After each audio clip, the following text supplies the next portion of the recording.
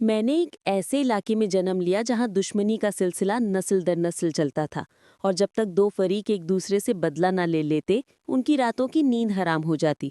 اس وجہ سے دونوں اطراف کے جوان قتل ہوتے جاتے اور اپنی ماؤں اور بہنوں کو تمام عمر روتا چھوڑ جاتے۔ یہ تو ایک قدرتی بات ہے کہ دشمنی ہوتی ہے اور ختم بھی ہو جاتی ہے، لیکن ہمارے قبیلے کا تو دستور ہی جدا تھا۔ یہاں صلح کرانے والے کو بھی دشمن سمجھ لیا جاتا، سو ہمارے دقیانوسی خیالات کے حامل بزرگوں کی سلگائی ہوئی آگ کے شعلے اسی طرح برسوں بھڑکتے رہتے، یہاں تک کہ ایک نسل مٹی ہو جاتی تو دوسری نسل کٹ مرنے کے لیے جوان ہو جاتی۔ جن دنوں ہمارے علاقے میں ایک اسکول بننا شروع ہوا، ابتدا میں تو وہ طالب علموں سے خالی رہا۔ رفتہ رفتہ کچھ لوگوں نے جرت کی، کچھ نے روایات سے بغاوت کی اور اپنے لڑکوں کو اسکول بھیجنے لگے۔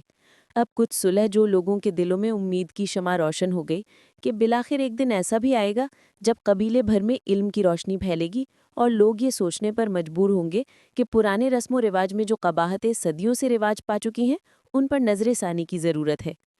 مجھے بھی اللہ پر یقین تھا کہ ہمارے قبیلے کے رسم و رواج میں ایک دن مثبت تبدیلی ضرور آئے گی۔ چونکہ اللہ بڑا منصف ہے اور میرا پختہ ایمان اپنے اللہ پر ہے، میں سمجھتی تھی کہ قدرت کے نظام میں انصاف کے ترازو کا کوئی پڑگا اگر اونچا یا نیچا ہو جائے تو انصاف کرنے والا فوراً اسے برابر کر دیتا ہے۔ واقعی اللہ تعالیٰ کی عدالت میں انصاف ہوتا ہے اور میں اس کی زندہ مثال ہوں۔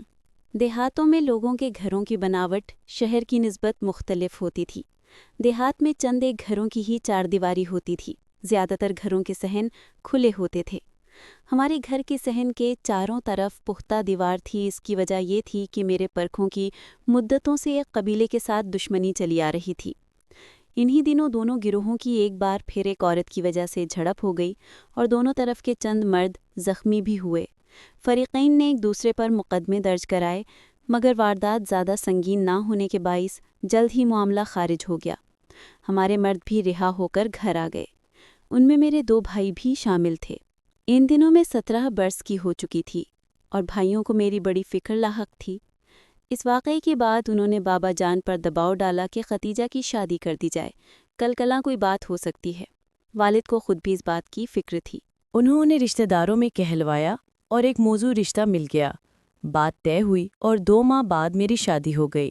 شادی پر کوئی ناخوشگوار واقعہ پیش نہیں آیا۔ میری شادی کے 1.5 برس تک حالات پرسکون رہے۔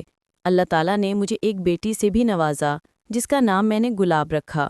گلاب ابھی صرف 2 ماہ کی کہ یہ واقعہ پیش آیا۔ میرا سسرالی گھر ہمارے دشمنوں کے گھرانوں سے تقریباً 4 میل کے فاصلے پر تھا۔ سسر صاحب ایک مرتبہ میرے بھائیوں کے دشمنوں کو ان کی زیادتی پر دھمکا چکے تھے جس کا مجھے علم نہ تھا۔ یہ گرمیوں کی رات تھی۔ میرے شوہر اس رات کسی رشتہ دار کی شادی کے سلسلے میں لورالائی گئے ہوئے تھے۔ گھر میں صرف میں، میری بچی اور سسر صاحب تھے۔ آدھی رات کو 4 آدمی بندوقوں سے لیس صحن میں کود آئے۔ انہی میں سے ایک نے میرے منہ پر ہاتھ رکھا تو میری آنکھ کھل گئی۔ اس اثنا میں 2 نے آگے بڑھ کر مجھے قابو کیا، میرے ہاتھ باندھ دیے اور میرے سسر کو کمرے میں بند کر دیا۔ انہوں نے مجھے اس طرح بے بس کر دیا کہ میں ہل بھی نہ سکتی تھی۔ دھمکی دی کہ اگر تم نے شور مچایا یا مزاحمت کی تو تمہاری بچی کے 2 ٹکڑے کر دیں گے۔ وہ مجھے گھسیٹتے ہوئے دروازے سے باہر لے گئے۔ میری بچی رو رہی تھی۔ میں نے ان کو اللہ کا واسطہ دیا کہ بچی کو مجھ سے جدا نہ کریں، وہ معصوم شیر خوار ہے، بھوک سے مر جائے گی۔ میری التجا پر تب ایک نے بچے کو اٹھا لیا۔ انہوں نے ہمیں گھوڑے پر سوار کرایا اور خود بھی گھوڑوں پر سوار ہو کر وہاں سے نکل کھڑے ہوئے۔ ہمارے گاؤں کے ساتھ ایک بڑی نہر بہتی تھی۔ یہ سب اسی نہر کی پٹری کے ساتھ ساتھ چلتے جا رہے تھے۔ اس لمحے بچی کی آنکھ کھل گئی اور اس نے رونا شروع کر دیا۔ ان میں سے ایک آدمی نے مجھ سے کہا کہ اس کو چپ کراؤ، مگر گھوڑے پر سوار میں بچی کو چپ کرانے سے قاصر تھی۔ وہ تھی کہ مسلسل چلا رہی تھی اور کسی طور خاموش نہ ہو رہی تھی۔ میرے ساتھ جو مرد سوار تھا وہ جھنجھلا گیا۔ اس نے میری بیٹی کو مجھ سے چھین کر نہر میں پھینک دیا۔ معصوم نے ایک دلدوز چیخ بلند کی اور ہمیشہ کے لیے نہر کی تہہ میں چلی گئی۔ میرا دل تڑپ اٹھا، میں کراہ کر رہ گئی۔ دل رو رہا تھا، آنکھوں سے بھی آنسو بہہ رہے تھے، مگر بآواز بلند گریہ وزاری نہ کر سکتی تھی، صرف بد دعا ہی دے سکتی تھی۔ سو میرے دل سے بد دعا ہی نکلی کہ اے خداوند کریم، تو نے یہ ظلم خاموشی سے دیکھ لیا اور کچھ نہ ہوا۔ کیا تو اس معصوم روح پر ظلم کا بدلہ نہ لے گا؟ اے اللہ، تو انصاف کرنے والا ہے، انصاف کر۔ میرے دل کی جو حالت تھی اس کو الفاظ میں بیان کرنا ناممکن ہے۔ اپنی ہی آنکھوں کے سامنے جگر گوشے کو ڈوبتے دیکھا تھا۔ صبح ہوئی، مجھے ایک مقام پر لے جا کر بند کر دیا گیا تھا۔ باندھ کر نکل آئے۔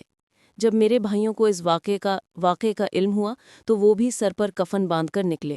دراصل مجھ عورت سے دشمنی نکالنے کی نوبت یوں آئی تھی کہ ان کی بھی ایک عورت کو ہمارا ایک قریبی عزیز نوجوان بھگا کر لے گیا تھا۔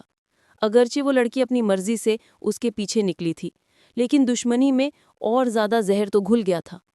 ہمارے قبیلے کا جوان اور ساتھ بھاگنے والی لڑکی تو ہاتھ نہ آ سکے، لیکن بدلہ انہوں نے مجھ سے لے لیا، کیونکہ میرے سسر نے ان کو کچھ دنوں قبل دھمکی بھجوائی تھی اور ان کی لڑکی کی بد چلنی کا تانا بھی دیا گیا۔ میری خاطر میرے بھائیوں نے ان سے ٹکر لی، خوب لڑائی ہوئی، کافی خون خرابے کے بعد بالآخر وہ مجھے ان کی قید سے چھڑا کر لے آئے۔ بتاتی چلوں کہ انہوں نے دشمنی کے باوجود میری حرمت کو خراب نہیں کیا۔ بچی کو بھی اس کارن نہر میں پھینکا کہ اس کے رونے سے ان کے پکڑے جانے کا اندیشہ تھا، اور وہ مجھے اپنی قید میں رکھ کر اپنی مغوی لڑکی کا اتا پتہ معلوم کرنا چاہتے تھے۔ ان کو شک تھا کہ بھگا لے جانے والے نوجوان اور ان کی لڑکی کا میرے سسر کو معلوم ہے کہ وہ کہاں ہیں۔